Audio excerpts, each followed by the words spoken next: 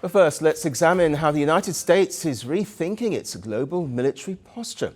The Indo-Pacific is firmly at the center of Washington's defense strategy.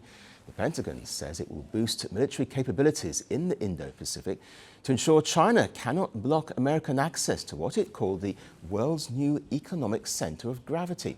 The new U.S. National Defense Strategy outlines two key priorities: defending the U.S. homeland with specific focus on the Western Hemisphere and deterring China in the region. The strategy document says that America's security depends on its ability to engage in the Indo-Pacific from a position of strength.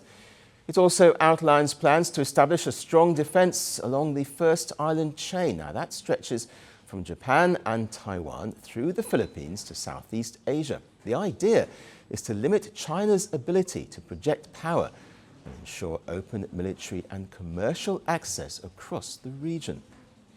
Now, while the US has clearly outlined its defensive lines, the language reveals how Washington wants to manage its rivalry with Beijing. Notably, the tone on China is more measured than President Donald Trump's 2018 defense strategy. The new document has no mention of Taiwan, the self-ruled island China considers its own.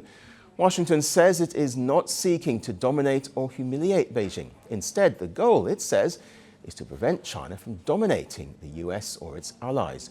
Beyond the Indo-Pacific, the US defense strategy outlines concerns of what it called growing adversarial influence around Greenland, the Gulf of Mexico, and the Panama Canal.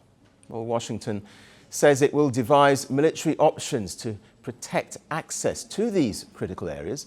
These priority areas are in line with President Trump's recent security posturing, especially over Greenland. I don't have to use force. I don't want to use force. I won't use force. All the United States is asking for is a place called Greenland.